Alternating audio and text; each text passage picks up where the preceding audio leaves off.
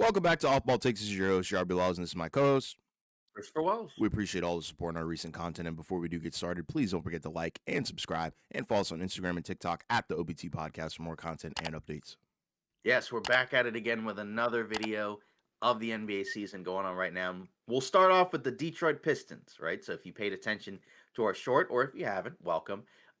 They've won 6 in a row. They're 8-2. They're at the top of the Eastern Conference currently right now, and that is without Jaden Ivey, which he's not their best player, but it is significant because this is a team that I think most people, by and large, picked to take a step back in the Eastern Conference. Not the only team, but just because of the fact that they lost a number of key veterans, right? They lost Tim Hardaway Jr., they lost Malik Beasley, and then they kind of replaced them with what I guess Karis LeVert, right? And then after that, Duncan Robinson because of the Malik Beasley situation, which we don't know how that's gonna resolve, but a lot of moving parts, right? A lot of the young guys also being elevated into the rotation, right? Like Ron Holland, and then obviously more of the other guys who were already established, Asor Thompson, Cunningham, Duren, and they've been great so far, right? Offensively, they are 16th, so not amazing, but they are third in defensive rating, and that's kind of a big part of what has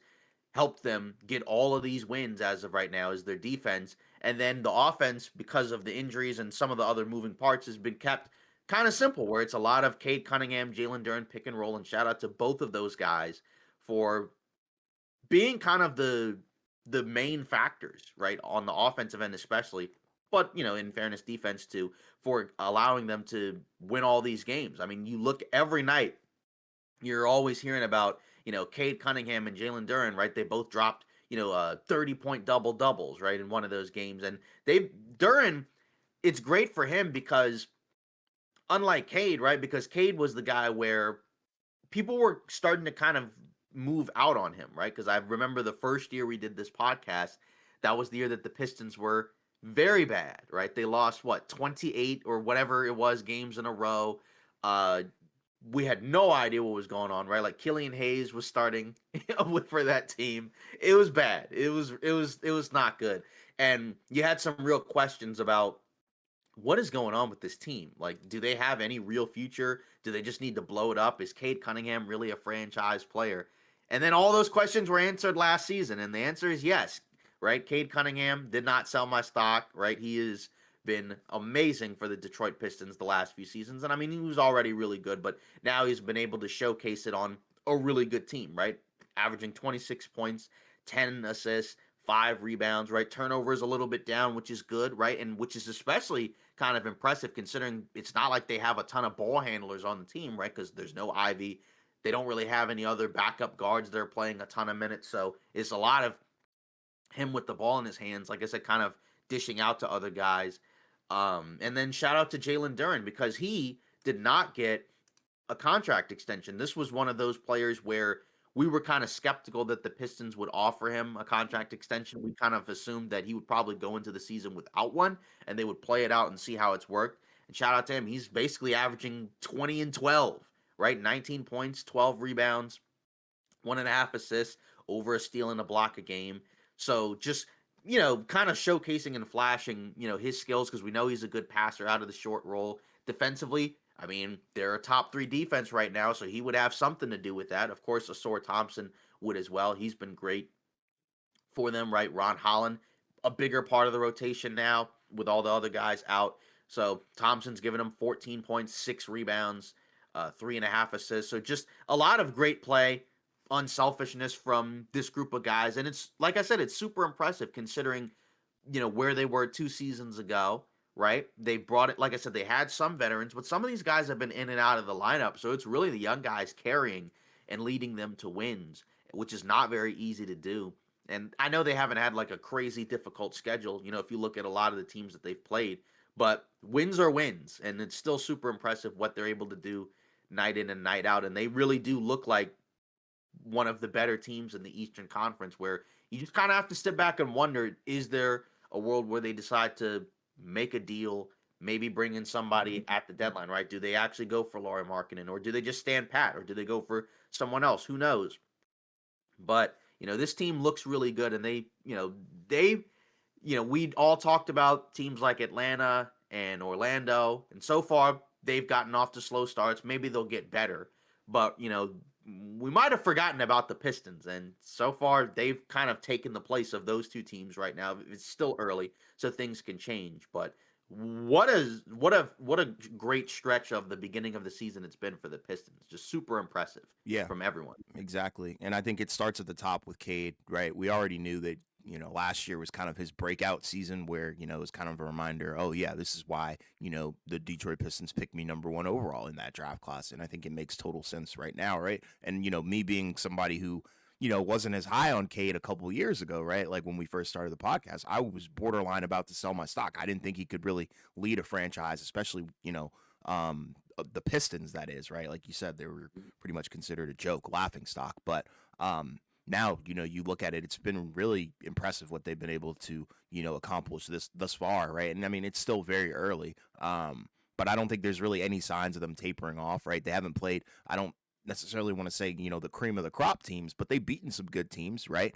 And I think it starts with the defensive identity, right? And that's the beautiful part, right? There's nobody on this team that you can really, single out and attack. I think in that starting lineup, that's the cool part, right? They create a lot of turnovers. They have great rim protection.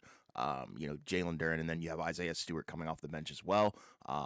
So you have the anchors at that point, and then obviously the offense pretty much runs through Cade and Jalen Duren having the offensive improvements that we've seen from him. That's also a huge catalyst as well. So it's really comes down to internal development, and I think it's kind of been accelerated just because we saw what the team looked like with veterans, and I think now the young guys have kind of figured it out, and Ron Holland, Asor Thompson, guys like that. It seems like they have a much more defined and stronger role than they did last year, and yeah, it's just been crazy to really see um, how well they've been able to keep their composure. Because I think another thing last year was they weren't really able to close games out too well, and I think this year you're seeing a more composed, more in control version of this team. Right, they're able to kind of knock down more timely shots. I would say not shooting as well as last year. Granted, very different sample size, very small at the moment, but yeah, it's good to see them close out games because I think that was a little bit of an issue, and they could have been better last year if they were able to do that. And I think it starts at the top with Cade, and shout out Bickerstaff as well because the defense is much better than last year, even though it was already good.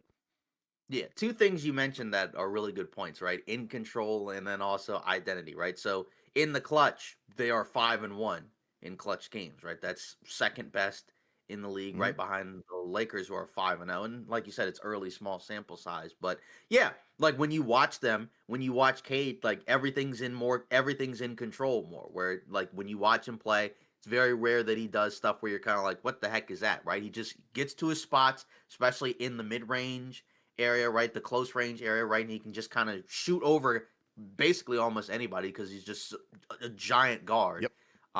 Doesn't even have to get to the free throw line a ton. And it's not like in a way where, I know people kind of use the term like, ethical or unethical hoops, right? But he's a guy that can get to wherever he wants. And it's not in a way where you're just kind of like, I hate watching this. Sure. You know what I mean? Like it's really impressive to watch from all the fronts. And like you mentioned, identity.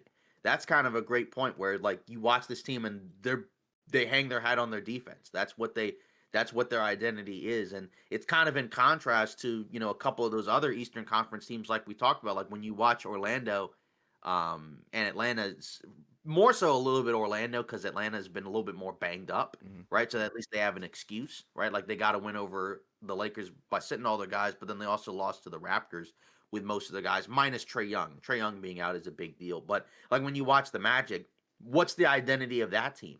It's kind of hard to really gauge because when I watch them play, I don't really know, right? Because last year it was defense, but they've not been very good defensively this season, right? Then they bring in some offensive guys, right, in the offseason, right? Like with Desmond Bane and Tyus Jones, and then in the draft, Jace Richardson, but they're still not very good on the offensive end either.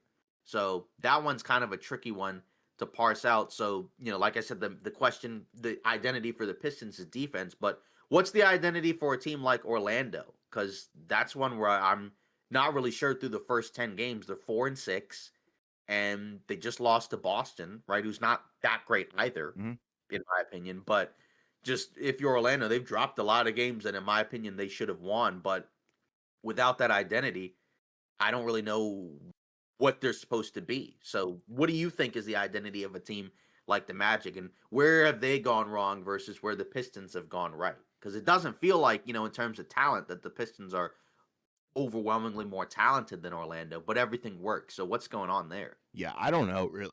I don't really know. It's one of the weirder, I think, stories because we liked what the team was last year so much, right? And then they had a great offseason where you kind of thought that they pretty much addressed every concern that everybody kind of had about the roster last year. So you kind of Mhm. expect them to kind of come into their own and fully blossom into something spectacular, but they just have not been able to put it together. I think development might be an issue here because it seems like Paolo is kind of stagnated, and I don't want to put it all on one guy, but we haven't really seen another leap from last year. It seems like a little bit of a regression, right? Franz has been okay, but nothing really to like no home run there. I don't think like it's not like he's playing at an elite level, and we talked about it last episode where it seems like every year or yeah, almost every year there's like a weird stretch where none of these guys can really be on the same page. It's kind of more so one or the other, right? Like last year, it was more so Paolo being great and Franz couldn't freaking, hit the side of the backboard. So I don't know. It's weird to me. But also not as deep as we thought maybe potentially. I think the fit of Right. Anthony Black, we already talked about this last episode, but the fit of Anthony Black and Tyus Jones is just nonsensical in my opinion. Two guys who I think are great with the ball in their hands, but if they're playing together, it's going to be a little bit too much, I think, of unselfishness. There's no spark plug, and I think in theory you would kind of want Black to be the guy to do that, but he just doesn't really have, I think, the aggressive mindset at the moment. And then obviously the elephant in the room is going to be Desmond Bain, right? He hasn't really given you the production that you kind of were hoping for, that he would give you from Memphis, but Mhm. I don't know. It seems like they've completely lost their identity of being, that menacing team that kind of just gets after you every possession. And I think a team with no identity is definitely worse than a team that's kind of just mid on both ends of the floor. So Right. um, I don't know. This is wild. It's kind of scary to see the fall off, but hopefully they do turn it around because I'm not going to sell my stock on Paolo, but I definitely think it's kind of just him having a bad year, and then they haven't really been able to fit Bain into the mold, and he has taken away from them, from what they do defensively. Granted, and I Mhm. guess maybe that's because Suggs hasn't played a whole lot, and if he has, it's really been a lot of Yeah. minutes Suggs is super. restrictions. So I really don't know necessarily what's going on. Maybe I mean a lot of turnovers, the injuries, poor 3-point shooting, and just no true creator on the offensive end. And I don't know. You would like I said, Desmond Bain kind of was the answer to that, but he hasn't really shown up in my opinion. Yeah, it kind of feels like one of those teams where we've talked about where you might need somebody who can kind of play the role of point guard distributor just to kind of get some of these guys easy shots. Like at the end of the Magic Celtics game, it's a lot of, you know, Paolo kind of trying to force, the issue by taking a lot of tough shots. And like he can be good at that. And he actually did make some, Mm-hmm. but it's a very tough way to build your team offensively when it's kind of just predicated on only guys making tough shots and not anybody who can at least kind of help get you some good looks, right? Because like offensively, they are 20th in offensive rating, and that's just not good enough. Yep. Considering most of the upgrades that they made this offseason were on the offensive end, right? Like there wasn't really anything that they did where you were like, oh yeah, they're going to be better defensively because they were really good defensively last year, right? I think the expectation was maybe they get a little bit worse defensively, but a lot better on offense. And that hasn't been the case. They're I mean, I guess they're technically quote unquote better offensively, but they were one of the worst offensive teams in the league, right? Like if they were, where they were similar defensively last year, like if they were third or fourth and then they're 14th offensively, like you take that because last year they were horrible. They were like second to last in offensive rating, right? If they're like average offensively but elite on defense, that's pretty good.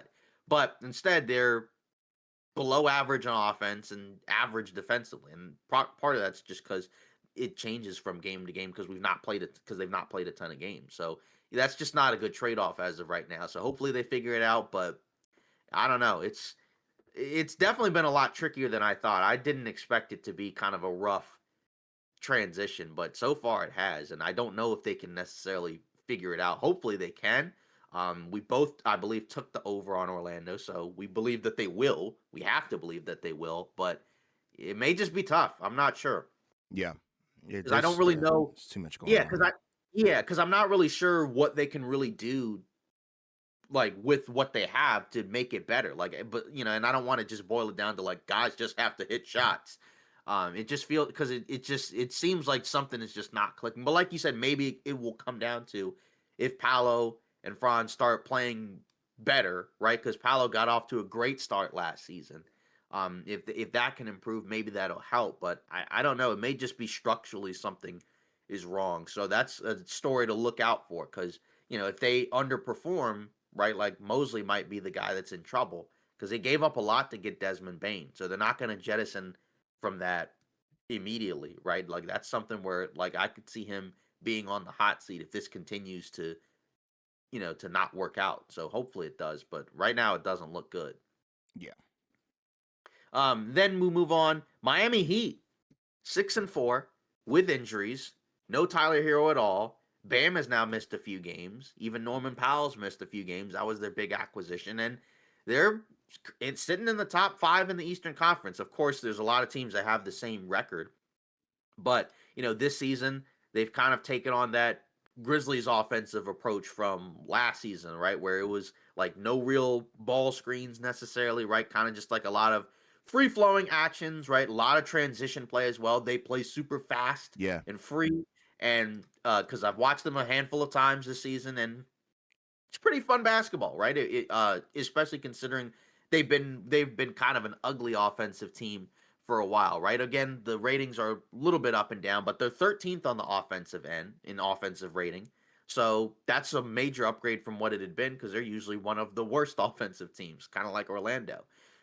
Defensively, they're fifth. So they're still very good on the defensive end. They've been a top 10 defensive team, ratings wise, for a while, but it was always the offense that was a problem. And so now seems like offensively they made improvements. I don't think that's sustainable in the postseason because you're just not going to be able to play that up and down type of style in the playoffs. That just doesn't work. But you haven't even had Hero come back yet, and you have Norman Powell, right? Who that's another guy that can play in a way on offense where he can get downhill, play with pace, be physical that they don't have because that's not what Hero does on the offensive end. Right, Bam now has stretched his game out where he's taken a lot more threes. Right, he's been hurt the last few games, but we know what he can do, and so that shout out to him, right? Because that's a guy where you're kind of like, can he really be your number one option? And still probably not, but with his offensive game being a little bit more modernized, that can certainly help. And then they've gotten contributions from a bunch of other guys, right? Like Nikola Jovic, right? That's a guy that they just gave a contract extension to. He's playing great basketball, right? Against the Portland Trailblazers, right? He basically had the best game of his career, right? Like 30 points, 9 rebounds, 7 assists, 2 steals. Jaquez Jr., right? A bounce back season, right? Because not a great season from him last year, right? But this year, 17 points, 7 rebounds, 5 assists, kind of one of their transition engines, right? Where he can push the ball in space and kind of get to spots, get to the line a bunch of times, right? Davion Mitchell, Andrew Wiggins, Pell Larson, right? Even like a Kalel Ware at times, right? A little up and down, right? But still, he's still contributing in some spots, right? Um, and just pretty much everyone across the board. And like I said, this is all without Hero, right? So far, really good start for them, especially on the offensive end. And it's like they had the crazy Charlotte game where they had 50 points in the first quarter, but then the rest of the way it actually was a close game because the offense kind of bogged down, and it was against a shorthanded Charlotte team. But like I said, the Heat have been kind of shorthanded as well. So might this team be back? Might this be a team that is headed for a postseason spot that isn't 9 or 10, right? Where they may not have to just fight their way into the playoffs. It's going to be competitive because there's some teams that are right there with them, like Milwaukee, like Philly, that look like that they're probably headed there. And we'll see if Orlando and Atlanta can bounce back. But so far the Heat look pretty good, and I think we both took the over on this team, and we kind of looked at it like, yeah, Norman Powell you got for nothing, and that's a good player to add to a core of guys that need some offensive juice and firepower. the Clippers really miss him because they've not really gotten anything out of their non-James Harden guard. So he's really fit in and it's kind of been a fantastic addition for them, kind of what they needed. So I'm curious to see what it looks like once Hero comes back, and if Bam comes back and can keep up his 3-point attack, or does he kind of revert to some of the other stuff on offense? But so far, they're fun. Yeah, I've been thoroughly impressed, and I think it goes back to what you were saying. Definitely the speed on offense for sure, right? Like they get into their actions, they get into their sets very quickly, and I think that's good, right? Because it's a I don't want to say it's a young team, but they're definitely younger than what they were last year and have been in the previous years, right? You don't have, an older Jimmy Butler kind of, being that guy on offense. So, now it really is tailored through Tyler Hero and Bam, but like you said, Tyler Hero's not really playing at the moment. So, you know, fast breaks, they look good. Like I said, quick actions, but defensively, I think is where they really make their money, right? Because you have guys like Davion Mitchell, Andrew Wiggins, and then Bam as well, kind of anchoring the whole thing. And it's just you can see why you know they're kind of racking up the wins because that's a tough gauntlet to kind of run through. I think if you're trying to score on a team like that, and then obviously the other guys like Jovic and Hawkes as well, right? Like they've just been very good, and the internal development is kind of peaking at this point. So,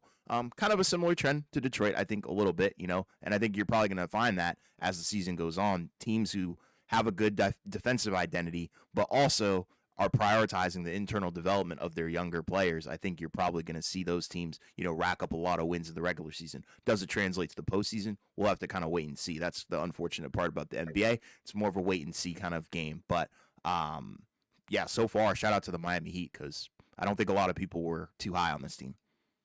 Right, and especially with the Hero injury, you kind of assume that, yeah, oh, they're going to get off to a really tough start. Yeah, Might they have to sell off, on some of these guys, right? Because like Wiggins had been in trade rumors, right? But if you're the Heat, you don't really feel like you have to do anything right now. I mean, and they still could, but right now, like they're winning games and with guys out. So let's see what it looks like when those guys come back. Like you said, and as we've said multiple times, you're still probably not going to be winning a ton of playoff series with that core of guys because your best players just I don't think are quite good enough.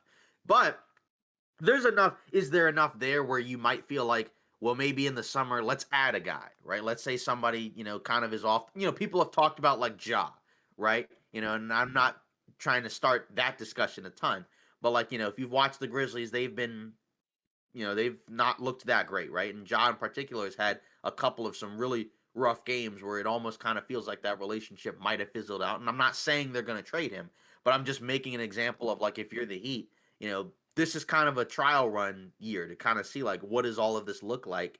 Which guys do you like the idea of potentially having around and keeping around so that way once, either the deadline or next summer comes along, is there somebody you could bring in and kind of maybe be your new Jimmy Butler, right? Like not that they're going to actually be as good as he was for them, but just somebody that they could bring in and kind of be like another foundational piece, to kind of because they don't really seemingly like to tank or be bad.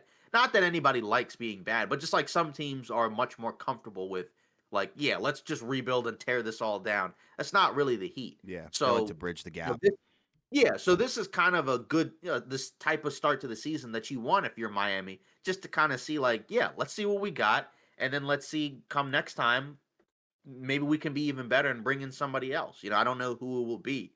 Like I said, I just mentioned Ja just because of the, stuff going on in Memphis, but just it doesn't have to be him. It could be someone else. But, if you're the Heat, you got to be really happy and pleased with the way everything's kind of breaking through so far. Yeah, and they always have, I guess a little safety net, right? Like they always Right. have the market, right? Like it's such a big market team that they can attract free agents like nothing really. So I think if they go out and make a move and like you said, find a guy who can kind of just be, I guess the number one option and leader of this team out there in free Mhm. agency or a trade, yeah, that would be perfect. Yeah.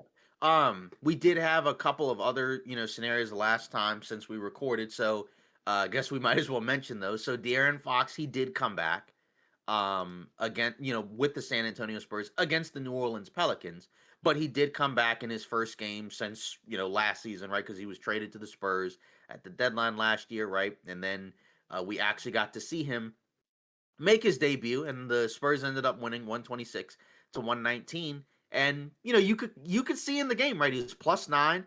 24 points, 3 assists. You can see like all the ways where he's supposed to help this team, especially on the offensive end and late in games, right? Because they went to him, for the most part at the end of the game, right? Where he was able to kind of drive and, pump fake and step through and just get to his spots, right? The commentators and announcers talked about, yeah, he was the inaugural clutch player of the year winner, right? Wemby had 18 points, 18 rebounds, 3 blocks, 8 for 19, which isn't great, but in 2 for 9 from three, right? And that's kind of the question is there going to be something where all of a sudden maybe the way that their roster is constructed, maybe he's going to be forced to, take a lot more threes now just because of how it works right now that Champagne's out of the starting five, so you kind of lose a spacer. But the main value for Fox is just a guy who can score, and he only had 3 assists, but he is a guy that can help run your offense. Now Castle had 13 assists, so he's kind of taken on some more ball handling duties, anyways, while Fox was out. But just the fact that I think where this can help is just when the offense bogs down, things get really funky and wonky. Now you have a guy who can get to his spots and kind of can just do whatever he wants for the most part on the offensive end of the floor. And it's not all on just Wemby, please bail us out, right? Because, he's a center. So you can't always just give him the ball like a guard and ask him to self-create. Sometimes it's about like, hey, sometimes you can be the screener or be the guy in the post on a mismatch, another guy that can get you the ball, or just a guy that can take pressure off him and then allow him to roam and have more energy for defense as well. So, this is why I think it'll work. Of course, Castle's out, so it kind of shortens the guard rotation for them. So that's where you kind of want to see how do they factor and work in all these other guys. But just on the offensive end of the floor, mainly because not that he's like a bad defender, but he's more so known as a scorer, right? He's not necessarily known as like an elite two-way guard. He can defend and pick up guys and whatnot, even though he's a little bit smaller. But just for the Spurs, just having an actual guard who can score from mostly anywhere on the floor, not a great 3-point shooter, but just a more consistent offensive player than any of their other backcourt guys. I think that's going to help them, especially with the ball in his hands, because because the other guys can play off of Wemby pretty well, but Fox can get his own relatively easily, and the other guys are getting to that point, but they're not quite there yet just because they're on the younger side. So now you have an established guy that should be able to help, like I said, take pressure off of all these other players and kind of get guys into roles that they're probably a little bit better suited and more comfortable with, right? Like Devin Vassell, he can launch threes, right? 4 of 8 from three, right? He can, because we know he can shoot, all right? Like he doesn't have to play with the ball in his hands quite as much, and I know he can, but just that's the one tricky part is now all these guys will have to probably play more downsized roles, but now they've got the experience to be able to do both, because there will be moments when Fox is off the floor and these other guys will have to figure it out. So it's one game, and, like the Pelicans came back, so it was kind of tricky. Shout out to Derek Queen, right, who's come in, without Zion and has been able to actually provide them some really quality play, right? Him and Fears have been like one of the handful of bright spots for the Pelicans. But what did you think?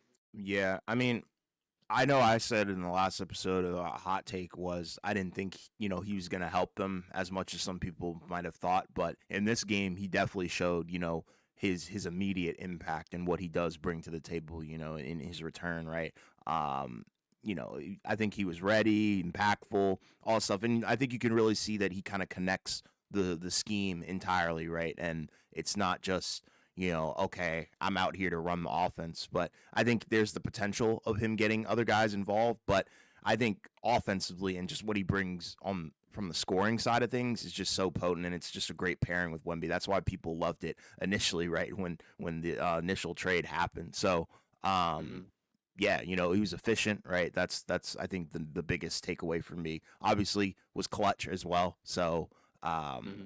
definitely didn't force anything either. So that's the good part, and I think that's what you want from a veteran guy, right? Like he's seasoned. It's not like he's gonna make a ton of wild mistakes and stuff like that, especially when the ball is gonna be in his hands like that. I I just want to see him, maybe spread the ball a little bit more. And I mean, it's not like he's, like one of the top tier elite playmaking guys. So maybe that might just be a little bit too much to ask. But I still do have concerns about the 3-point shot and a little bit of the playmaking as well. But regardless, you can't really ask for much better of a return, coming off of the hamstring thing. So, yeah, and it's it's cool. It's cool to see, right? Because I think this is something that the Spurs definitely need. They need a guy who can close games as well, right? And with Dylan Harper being out, it probably doesn't hurt as much because you have Fox kind of just waiting, and yeah, he made a splash.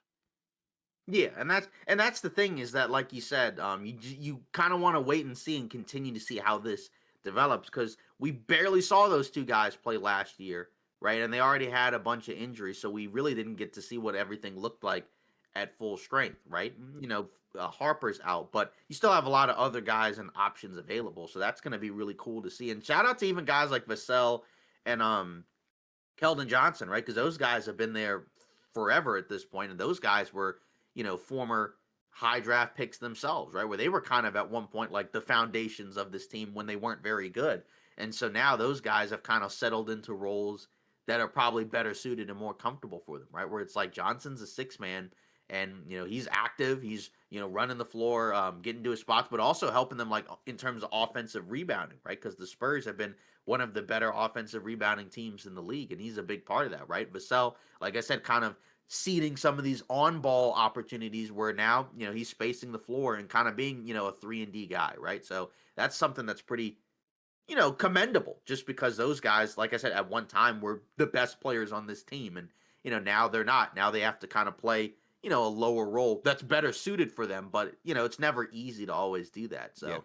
a lot of unselfish guys on that team, that's for sure. So even a guy like Sohan, right, where now it seems like he's kind of a energy guy off the bench, right? Because it's because right now their starting five is kind of more like, yeah, we got Barnes out there, since he's a 3-point shooter, right, and all those other guys. So Mm-hmm. pretty cool.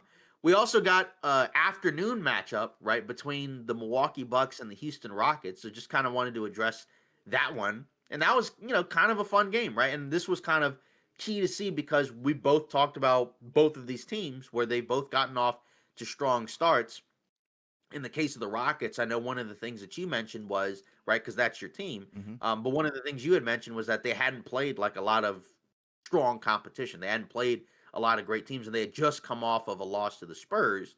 And then in the case of the Bucks, right, like that's a team where they're in the East. A lot of people, ourselves included, didn't expect them to be very good, and they've actually gotten off to a strong start this season. So this was kind of a good measuring stick for both teams, right? Because like if you're the Bucks, you're like, all right, we're in the East, we've been playing well. Let's play against a Western Conference team that's good and see how we stack up. And if you're the Rockets, you're like, yeah, this is another team, like the Spurs, that's a good team. So let's see how we stack up. So that way we can see what we look like against the best teams. And the Rockets were able to best the Bucks in this game, and it was kind of funny because they were down for most of the game, but they were able to close it out. And it's like you had Kevin Durant who was able to get you whatever you needed from him in the fourth quarter on both ends of the floor, actually, to his credit, because him and Giannis kind of took turns guarding each other, which was kind of funny at different points. Um, Very efficient, as we've talked about, right? Much better in terms of the turnovers. Different type of team from the Spurs. They didn't really have, other than Giannis, like an obvious guy that you put on him. But this is one of those games where it's like, yeah, this is why you go out and get a guy like Durant. And then in the case of Şengün, he was also fantastic as well because he was kind of the guy that they also played through at different points, right? Where he was getting downhill, he was attacking guys around the basket, getting to his spots. So even like a Reed Shepherd had like a solid game, off the bench. So a quality win for the Rockets against a good Bucks team, and for the Bucks, it's unfortunate because they were up for most of the game. You got a great game from Giannis, but you did have a couple of spots where they just couldn't really stop Houston on the offensive end, and Houston's been one of the better offensive teams in the league, right? Just in terms of their offensive rebounding, but even their 3-point shooting, right? Because they shot 40% from three in that last game. But what did you think of these two teams in this matchup? Because this was kind of a fun game to watch. Yeah, I loved it, especially from Houston's perspective, right? They came away with the win, but for me, this was kind of like one of those games where you really got to see the positives of, having an Alperen Şengün and Kevin Durant on the same freaking team. Like, I just love that duo, right? They feed off of each other so well because, honestly, if we're being real, Şengün is at that point where you kind of have to double him in the paint. Somebody's going to collapse, and, when collapses happen, that's when rotations kind of get broken up, especially on the defensive end, and that's going to leave guys like Cade open. That's going to leave Jabari Smith open for a lot of attempts, right? So it's just really cool to see how much floor spacing has been brought into this team, just because of KD being here, and obviously Şengün's ability to make some crazy freaking fantastic reads and what he's able to do and draw doubles and whatnot. So shout out to Houston from that perspective. Shout out to Reed Shepherd as well. Seems like he's starting to find a little bit of his own. We'll see if that continues, but I don't think he'll ever probably be inserted in the starting lineup this season. But regardless, he's still giving them some great bench production. From the Bucks perspective, this is kind of what I was worried about. Like, this is a little bit closer to what I thought the Bucks were going to look like coming into this season, right? Where Giannis is going to go off for like 35, 37 in this case, right? Did I think the best that he possibly could, but then you don't really get much anywhere else, and that was my worry, right? Like, Kuzma didn't have a crazy game. Bobby Portis, I mean, like, the guys were efficient, granted, but I just don't think there's like a clear-cut number two on this team, and I think that was kind of my issue about it. Ryan Rollins, I mean, showed up. Shout out to him for continuing to have a great season, but AJ Green 3 points, Gary Trent Jr. 9 points, just not enough, I think, from the Milwaukee Bucks. But they tried, and I mean, it was a competitive game, but at the end of the day, you can't really shut down a guy like KD if he's on like that.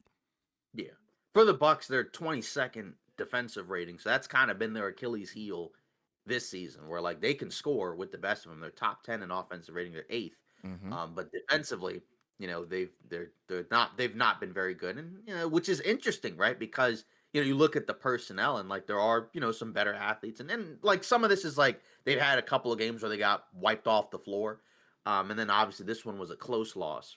Yeah, but it's funny because like you look at the Rockets and Şengün plus 12.5 when he's out there, right? Like he's been really good this season for Houston, right? He's taken the leap, and 39% from three, not on a lot of attempts, but 3 attempts a game, but still 39% from three. Curious to see if that's sustainable. He's getting to the free throw line 8 times a game, and shooting a career high 74%, just under 10 rebounds, just over 7 assists. Right, a little bit more turnover prone, but not by much, especially considering his assists have gone up a decent amount. So basically, you're kind of getting what you want from Şengün, right? Because that was kind of the guy on the Rockets last year, right? Who was essentially their best player. And now he's taken a leap. And now he's kind of crossed the threshold into, all right, now he's one of the better centers in the league. I mean, he was already really good, but now it's like, now he's for real. And it's on a team where, like, you would think on paper, maybe his stats would take a little bit of a step back just because you're bringing in Durant, but it really hasn't. Actually, it's now you're getting the best out of him, which is why you go out and get a guy like Kevin Durant, even at that age. So I'm still really curious to see what it looks like as they continue to go on. Do they go out and get a point guard? But so far on the offensive end, right, like Houston has been, because we already know they can defend, but the question was the offensive end of the floor. Like they've been really good. They're still number one in offensive rating. The gap now is lower just because they've not had blowouts in the last couple of games, but it'll probably come down a little bit. But if they can still stay somewhere in the top 10 offensive rating, they're 8th in defensive rating, which is still really good. So that's a good trade-off, right? So as long as the offense doesn't completely drop, because it'll drop a little bit, because some of those guys probably won't shoot quite as well from three. But, they still have the identity of being big, getting offensive rebounds, so they're still going to get extra offensive opportunities. So this is kind of borderline best case scenario that you could ask for, other than, of course, Van Vliet not being hurt, right? Like outside of that, right? Like this is kind of an ideal start that you get where, by and large, young guys are playing well, Durant's playing very well, right? You had a couple of rough losses, but by and large, there's been way more positives from Houston than the negatives. And then, for the Bucks, was it more so like a hot start? Is this sustainable? They can still beat a lot of teams just because in the regular season, like, they're in the East. So I think, like I said, they'll crack the over, right? Probably more than what we were expecting. It's just a matter of, like you said, against the best teams, that's probably where they're probably not going to be quite good enough to be able to get that done. Because like Houston's really good, but like, there are other teams that are probably even better than Houston, at least right now. Oh, yeah. That will have to, maybe matchup wise, it might be better for them, right? To face some of those other teams. But it was, like I said, it was a fun game because I thought it was a good measuring stick for both teams, right? Absolutely. Just to kind of see where you're at. Because, like with Houston, we saw some of the bad version of Houston against a team like the Spurs. But then against the Bucks, they were down for most of the game. But then at the end, you saw the good version of Houston. So are you satisfied with what you've seen thus far? Like, what else would you kind of like to see, improve with them? I I like I said, I love the two-man game. Mhm. I like what I've seen from Thompson, obviously on both ends of the floor, and that's the beauty of it, right? Um, depth wise, I mean, I I I like what I've seen from Reed Shepherd in the last couple of Yeah. games, so he hasn't really been a hindrance. I think on the offensive end, he can get some stops, get some steals, great hands. Mhm. Just really can't stay in front of people. That's the only annoying part. He is somewhat of a liability, I think, on the defensive end. Mhm. Um, Jabari Smith Jr. I think he's been solid too.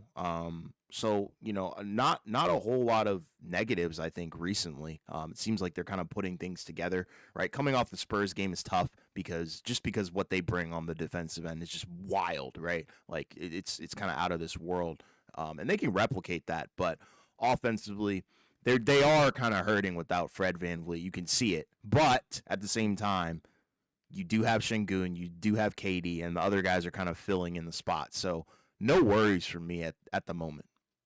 Yeah. So, and that's a good thing. So, like, and they don't have Dorian Finney-Smith. He hasn't played at all. Yeah. The ankle injury, I guess he must have been pretty bad because he's not played at all since the postseason. So, hopefully, at some point he'll come back, and that can kind of help. Some of these lineups where it's like, yeah, we need a little bit more 3-point shooting, a little bit more side. Like he might replace a guy like an Okogie. And Sure. I'm not saying that Okogie can't play at all, but just like maybe he is more like a bench guy. Maybe Dorian Finney-Smith's out there. I don't know. I don't know how they're going to structure and layer it out. But just that'll be a veteran guy that you can have out there that can give you size and defense without sacrificing 3-point shooting. Because that might be an issue that you might have come playoff time where it's like, yeah, we might not be able to play some of those guys. We might not be able to play a Okogie as much in the postseason if they're just going to not guard him and just kind of dare him to make threes. And maybe Mm-hmm. it'll work, but you want the option to be able to do either or, and that's why you get some of the depth, right? Because they don't look very deep right now, but that's because he will help with that. Yes. So that's yeah, so that's and even with those second units, right? Like that's a guy where it's like, oh, we can have him out there maybe with like a Reed Shepherd, and give you one less guy that you can attack on the defensive end. So I'm curious to see what that looks like, but in terms of just like one last thing about Houston, Capella and Adams, which one have you liked more? Like, do you still feel like that they can all three of those guys can play like in a game over the course of the season and the postseason, or do you think that they're probably going to stick with you know one of those two guys off the bench? Do you think it can work? Because they signed all three. Yeah, they do have all three. Mhm. I like Steven Adams a lot. Um, Capella, I mean, he's all right, but I think you have to go with Steven Adams at this point, right? I think there's a little bit more experience. I think he fits a little bit more. He's already been used in the system before last year, especially in the postseason. So I'd go with him for sure. Capella might honestly end up falling. I don't want to say falling out of the rotation completely, but depending on the night and depending on who you are going up against, I think there is a world where you could probably bring all all those guys in. Now I don't want to say at the same time, but yeah, everybody should be able to get minutes. It kind of reminds me. I know a lot of people probably don't watch baseball as much, but it's like Mhm. you kind of rotate your pitchers, right? Like you got to give Right. guys a little bit of a break, especially in a 7 game series or whatever 5 game series in baseball. So um, yeah, shout out to Houston because I think that Clint Capella was a good acquisition for the offseason, Mhm. alongside bolstering up that center lineup. But I think Steven Adams is kind of the clear cut guy at the moment. Yeah. Worst case scenario, he could be a trade piece. Best case scenario, it could just be another type of guy you can throw out there in a series where it's like, yeah, there might be a series where we may not be able to put Steven Adams out there as much. So let's put Capella out there and Sure. maybe see if we can survive with him. So, because you want different options if you're going to be a contender championship team. Like if, like, say, Oklahoma City, like we've talked about this 100 times. Like they can go double big, they can go singular big, they can go small with no center. They can go small, with like a 3-point shooting floor spacing center. So they have a lot of different options, and that's what you want to be able to do if you're Houston. So and if Şengün can kind of turn into like a stretch five, but also like can just bully you around the basket, then you got that set. Then you Hmm. have the other guys for all the different options. So they're really rounding out, I think, into form. As of right now, I want to continue to see more of them against some of these better teams, right? Because you can the Spurs one, you kind of put an X on that one, but maybe it'll look better against, and I know they played Oklahoma City, but you give them grace for opening night, first game of the season. against a team that had already won the championship and knows, everything about themselves. So I want to continue to see what they look like against some of these other, high level teams. But Exactly. so far, give them a thumbs up, I would say, because like the standings are what they are, but they're going to change, right? As some of these teams, either, you know, figure stuff out or don't figure stuff out, but we'll see. Yeah. Then I guess, last check in that we'll look at the Timberwolves, right? They've now won 2 in a row, right? Against, a bad team in Sacramento, bad team in Utah, right? After kind of a bad start to the season where they could not guard anybody and, couldn't, and it was kind of bizarre because it's like, well, the personnel isn't that significantly different from what it was last season. We know that Minnesota's been a weird team where like last season they got off to a very slow start and then they kind of figured it out and got to the conference finals. They're still 20th in defensive rating, but they are fourth in offensive rating. So that's seemingly kind of the issue for them, and it's especially when Gobert is not out there. The defense is where it falls off a cliff. Like you're just not getting good defensive contributions. When you have like say Randall and Reed out there together, but just kind of weird. So, these could be 2 get right games for them, right? And in fairness, Ant missed what, a week of games or so. So he missed, like 3, 4 games or whatever it was. So that could be part of it as well. That's fair. But have the Wolves figured it out after these couple of games, right? Or do we kind of need to see a little bit more? Because we know they're kind of tricky to look at because the point guard play, they don't, with Conley kind of being in the state that he is now, he's more like a backup point guard. At this point, Dillingham still doesn't really play, but defensively seems to be the biggest issue for them, even beyond the lack of high quality point guard play. But what do you think? Because so far, I feel like they've not really been as impressive as I would have thought. I think we both picked the over on them. We both felt like they might take a step back in terms of like postseason success because it's like I don't see them getting to the finals, Yeah. but could they get to the conference finals? I don't think we were quite as confident about that either, just because they had gone back to back years and really didn't improve, kind of just banking on some of these young guys. But what do you think? Yeah, I don't know. They're a hard read. I think based on what we've seen in the past couple of years, you kind of have to put them in a Right. high category, right? And you do have Anthony Edwards, who's one of the top guys in the league. But I think it kind of comes down to the supporting cast. Granted, Sacramento and the Utah game, I think those were huge for this team, right? Because you did kind of lose Yeah. the New York game, and that's a good Okay. team. Yeah, exactly. It was, 80 points. They gave up like 80 points, I I think, in know. that second. Yeah, and then you look at their other losses, like you're pretty much losing to teams that you're gonna have to face in the playoffs, right? If you actually want to legitimately, get to the Mhm. finals, if that's their goal, which I assume it is, right? Like you're gonna have to go through LA, you're gonna have to go through Denver. So I need to see them beat some real competition here, right? Like Utah is okay, I guess. Sacramento, no. Like get right games, and then that's a good sign that they're winning those games now. But at the end of the day, it's still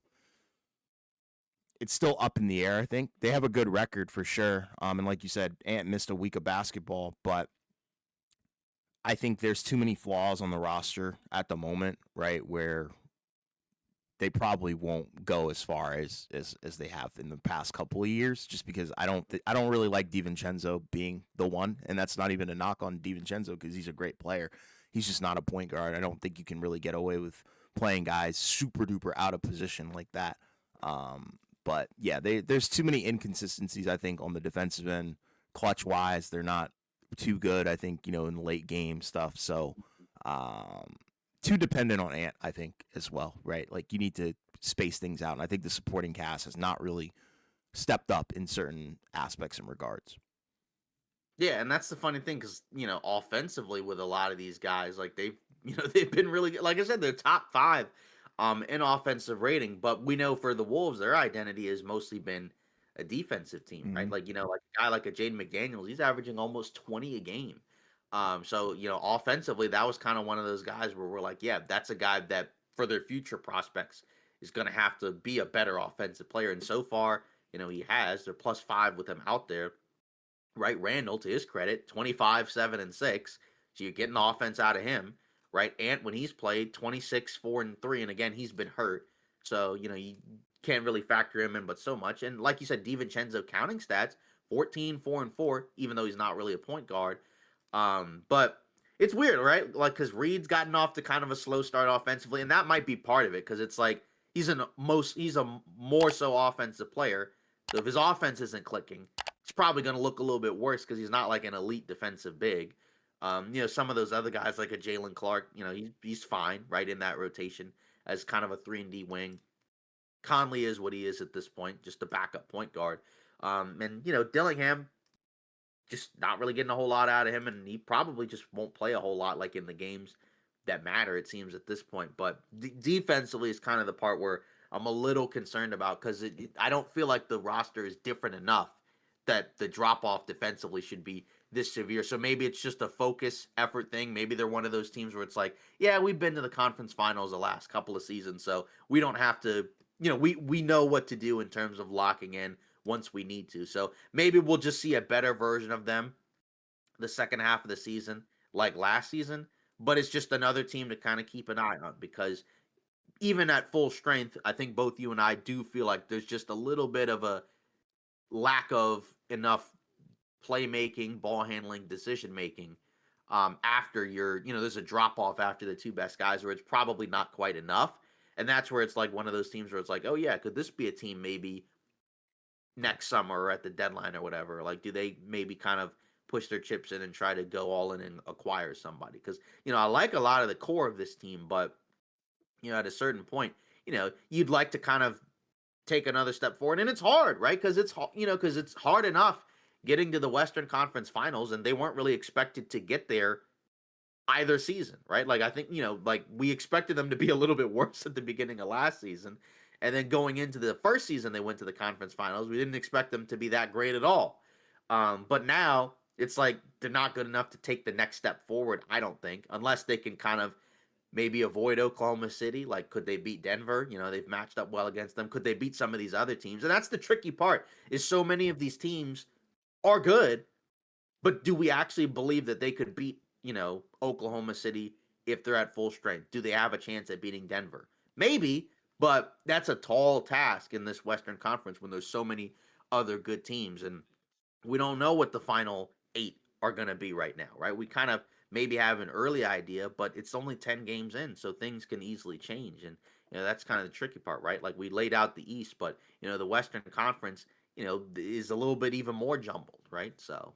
Yeah, a lot's up in the air, and I don't know. Minnesota's Right. future kind of seems Yeah. in that Yeah, so category. I guess to kind of close it out, like what do you see in terms of the Western Conference? Like so far, which teams do you feel like have kind of separated themselves or, seemingly look like the better teams of the West versus maybe like, some of the other ones? Because, this one I think is maybe a little bit different than what we thought, but for the most part, it still feels like OKC and Denver are right there. But, then you got the Spurs and some of these other ones. But what do you think? LA. Let's talk about Lakers. I think Okay. that's they're up there with Denver, I think, in my opinion, right? From what I've seen so far. And I think it obviously starts with Luca, and what he's been able to do. And also the roster construction. I think it's sneaky underrated in terms of, what they were able to do in the offseason, right? It was kind of a low risk, high reward, Right. kind of off season. And I think so far you've been getting a lot of the,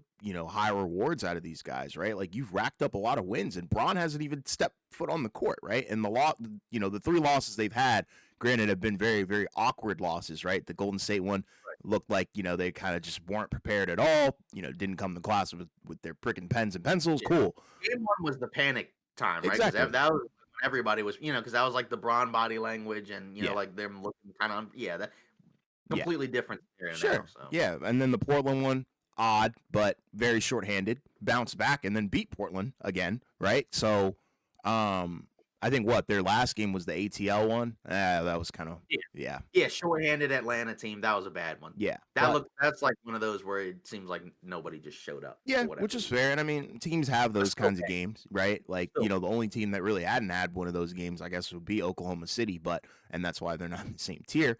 But yeah, shout out to the Lakers because I think they're right there at the moment, right? And it is still early in the season, could look completely different. Who knows what the team looks like when LeBron comes back? In theory, should be a lot better. Um, Shout out to the Spurs as well. A little bit unexpected, I think, from our end, right? We thought they might be, a little bit towards the bottom of the Western Conference, but they seem to be a little legit as well, and Houston as well. So I really want to say the top 5 seeds seem like they're kind of locked in to be the guys to Okay. watch out for. Okay. So like, are you saying like you feel like that those 5 are gonna stay the same best 5? You think? Pretty much, yeah. Probably Okay. different, Yeah, maybe positions. the order. Yeah, the pole positions will probably be a little bit different. Like, do I expect the Spurs to be the number 2 seed by the end of the season? Probably not. Right. Um, but I think all 5 of those teams are probably the ones to watch for the postseason so far.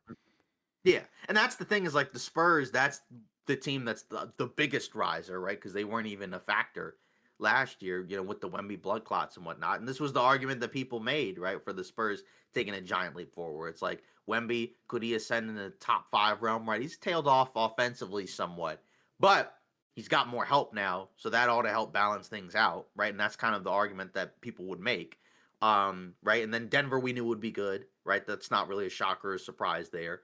And then, for the Lakers and Rockets, right? People were split on the Lake. I think a lot of people were a little bit lower on LA. Houston, people were high on until Van Vliet got hurt. But had he not been hurt, right, I think people expected them to be up there. Lakers, the question mark for them was like all the guys they added, and they've actually, like, all the guys they've added have been net positives, right? They've all been like amongst the best versions of themselves, where it's like Aiton's been very good on both ends of the floor. And like Marcus Smart looks like himself. Jake LaRavia has been really good. So, like you said, even without LeBron. And that's kind of the other factor where he comes in. He should help make them better, I would think, because he was very good last year. And then they still have the option to make themselves even better if they make some type of trade. Because, this is kind of what the early part of the season is for. Because we talked about this like with Houston, right? And some of these other teams where if you're the Lakers, like, you're kind of starting to see, yeah, some of these guys you might not have to have on this roster. Like, you might be okay with saying like, yeah, let's put Gabe Vincent in a trade. Can they potentially bring in like a fifth starter or some guy who can play a bunch of minutes and kind of turn some of the guys who either aren't playing or just aren't that great? And could they get somebody better and maybe move themselves, like you said, right there with some of the rest of the Western Conference? OKC still looms large over everyone because they haven't even been healthy and they've only lost 1 game. So you have to give credit to them as well. And then, I guess, that then you have like the play-in tier and then the teams out of it. Of course, this could change, but once you move past, like, say, Minnesota, what do you think of the teams, from that? Let's say, well, let's include Minnesota. What do you think of the teams from the 6 to 10 spot? Yeah, these are the kind of figure it out teams, I think, right? Minnesota's got a lot to figure out, right? Like, what do you do? Because I don't think DiVincenzo at the point guard is, a sustainable move, right? We already talked about that. Portland, I think they're kind of just trying to hang on and see, if what they have is real or not. Shout out to Avdia, right? He's been balling on another level. Yeah. And shout out to that team and what they've been able to accomplish on the defensive end. I love it. Golden State, similar tier, right? I think they've had some health issues, but they're kind of hoping to get any win that they possibly can. If they could get into the 6th seed, I think they'll be okay. But that might be a little bit of a tall task, just considering how bunched up that area of the Western Conference is already at this point in the season. Phoenix, I think they're more so like they're just playing ball at this point. I don't know if they have like a legit goal, but they are winning games, right? They're 500, so it's not like Green got hurt though, unfortunately, right as he exactly. came back. Yeah, but it's not like they're falling apart or anything like that. They're not 1-7 or something crazy like that. So shout out to Phoenix for staying a little afloat. Memphis, we already know the Ja situation. I think that needs to be figured out, right? Can he get back to what he was before? Can he actually lock in mentally? I don't know, but yeah, that's a weird portion of the Western Conference, and I guess the other teams below that need to figure it out too. I'm just very disappointed in the Clippers. I thought that team was going to be, in the top That's the 6. team. Yeah, that's the team where that's probably of those teams the one that shouldn't be in there because like the Jazz, you expect, and they just lost Walker Kessler for the whole season, right? And they haven't even really gotten much from Ace Bailey, so that's different from the preseason. But they lost Kessler, so they'll probably be a little bit worse, I would think. And then the Kings we kind of expected to be bad. Pelicans, there was some hope, but just can't trust them because of the injuries. Then the Mavs, I think both you and I were lower on. They got to win over the Wizards, but they've been pretty bad in my opinion. They've been banged up as well, Mm-hmm. but some of that's like it's not a shocker or a surprise, right? So that's the question: is like the the probably that second lower half of it will sort itself out because my expectation is like Golden State will probably rise up, Portland and Phoenix will probably fall. Memphis, I don't know. Like, can they get healthy? If they get healthy, maybe they can move a little bit higher, but I don't know. But the 7 to 10 spot, the Warriors would be the one that I would expect to rise, and then 1 through 6, we'll see. Because like on paper, those teams were the teams that were expected to have higher regular season floors, right? Except for like say the Lakers, but all the other teams, like I think people kind of thought like, yeah, they could win. The best version of this team could win a lot of regular season games. Maybe I guess the Spurs as well. It's a little bit more of a surprise that they're 7-2. But some people were really high on them, right? Like whereas say a team like the Warriors, I think the expectation was better suited for postseason than regular season, right? Even though the projections had them winning like mid 50s or something like that, right? I think like one of the ESPN projections, that's one of the top guys. I think they had them at like 56 wins, which I guess could be doable, but that's like the best case scenario if everybody's healthy and clicking. And so we'll see what happens. But so far that's the Western Conference as of right now. But I expect it to be a little bit different. Yeah. I would think the Clippers at some point will be a little bit better, but now Kawhi's hurt, so you have that you have to worry about, and their depth hasn't really been that impressive. I guess why does John Collins not start? I don't know, but we'll see what happens with the Western Conference. Yeah. But it's still really good. Like there's still a lot of good teams in there. And this happens every year where there's going to be at least a couple of teams where it's like, oh wow, they're way better than we thought, and then teams that are worse, just like the East. Yep. Yeah, so now we'll close it out, and let us know your thoughts in the comments about all these teams, and what you think. But we'll close it out like we normally do with some polling. And our last short that we put out, it was about Giannis, and we asked, is he the favorite to win, the MVP? And so when we asked, right, with all of our responses so far, 57% said yes. Now, of course, right after we put this out, then of course they lost to Houston. But what do you think of this one? Like, would he be your early season favorite to win the MVP right now? Because there's a couple other guys that have some strong cases, but his numbers are really impressive, and the Bucks have been winning. Yeah, his numbers are off the charts. I mean, we talked about it in the short. I mean, I think realistically, just from a numbers perspective, he's up there for sure. I think you have to mention Luka, you have to mention SGA as well, right? There's a lot of guys who've just really been, on a whole different level. But I mean, what Giannis has been able to do, I think nobody's really been able to kind of stop him, if you want me to be honest. It's just been nonstop consistency, and he's really, kind of willed them to a lot of wins alongside, in my opinion, a lackluster supporting cast. So he's got my vote so far. Yeah, 34, 12, and 6. 63 from the It's field. crazy, bro. It doesn't even sound real. Yeah, 50% from three, not a lot of attempts, but more attempts than last Yep. season, in fairness, right? And again, like you said, shouldering a bigger load this season because, they don't really have as many high-end players. They have like more collective talent, I guess, like they're deeper, but they don't have as much high-end talent, so there's a lot more being asked of him. Like if they can finish like top 4 in the Eastern Conference, I think he'll get it. Yep. But it's wild, right? Because I think going into the season, Jokic was considered the favorite, but then like you look at his numbers, his numbers are fantastic as well, right? The scoring is down, but like the efficiency is still way up there, and he's averaging a triple double for a team that's really good. They're 7-2. Mm-hmm. Even Wemby's in the talks, right? Because the Spurs, if they keep winning, I don't think he'll win it, but like he'll be in the discussion. Like I could see him being, if the Spurs can actually be a top 6 seed, he's gonna be top 5 in MVP. Like you mentioned, Luka's there. He just needs to play more games because he's been a little bit banged Yep. up to begin the season. And then you can't even forget SGA because almost nobody picked him for MVP, but yeah, at least one of the cases for him is his team hasn't been necessarily healthy. They've kind of just put guys in and out of the lineup every game, still putting up the same numbers, still the same level of efficiency, and they keep winning. So you got to factor him in there as well. So I would probably have Giannis as the early favorite, but it's literally 10 games. Yeah.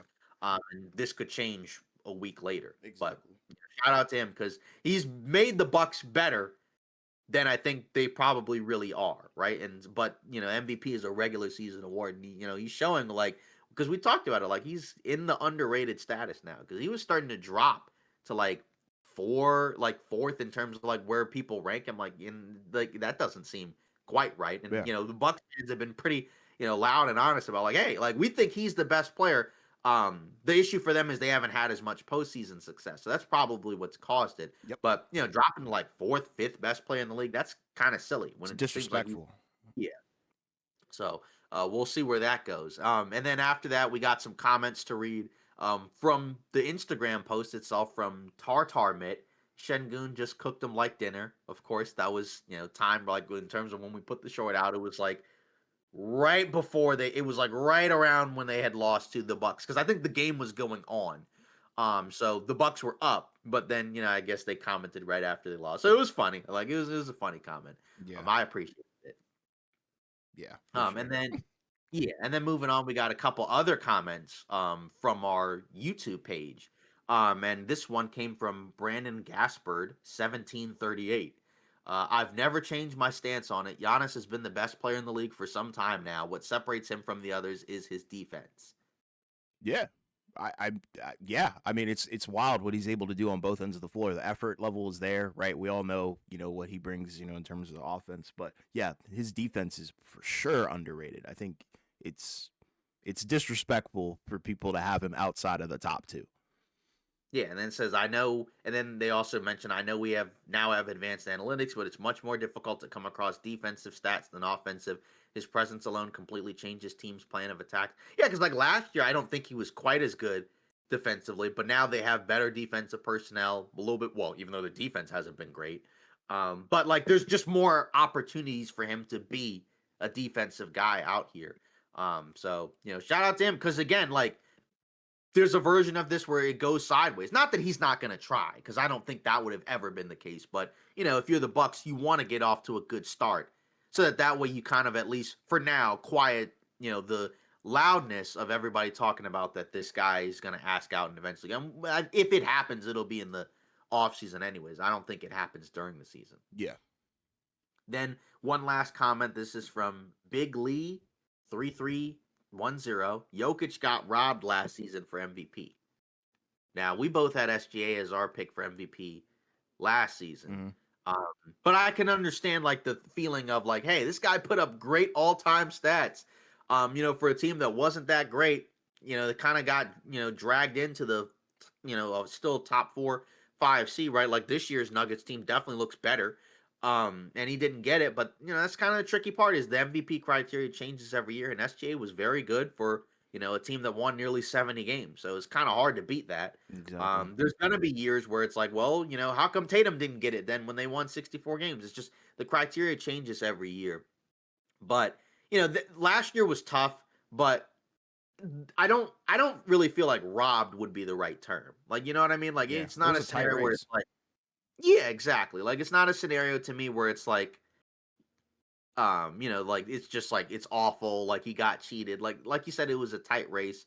Obviously in the playoffs, Jokic was still great, but it is tough. But there are years where it's gonna be really tricky because there's so many guys now that put up crazy numbers, and there's gonna be at least a couple of players where it's like, yeah, this guy could have easily won MVP if this was like, a handful of seasons ago where you didn't have a bunch of players just putting up video game numbers. But Pretty much. now this is the world we live in, so that's just kind of what's going to happen from here on out. Like I said, I don't know if I would use the term robbed, but I can understand like if you're a Nuggets fan and you feel like Jokic should have won it. Yeah. But and SJ was able to break the curse because there was a curse for a while where if you won MVP, you were not winning the championship. But he broke it. He got the Triple Crown, so maybe that's over now. So maybe if you're Jokic, like maybe you. And you're the Nuggets, maybe you want him to get MVP. So Yeah, who knows? Yeah. So so that concludes today's episode of the Off Ball Takes podcast. Let us know your thoughts on everything we've talked about, right from the East to the Western Conference and everything else in between. If you want to join in like we normally do, if you want to get in on these discussions, go to any of our socials at the OBT podcast. Leave a comment. We'll read it. We'll discuss it. And then also continue to like and subscribe to help the channel grow as well. Right? We have been growing. We're continuously getting subs, and we'd like some more. So you could help us out, and we can help the channel grow together. So thanks for all the support. We appreciate it, and we'll see you next episode.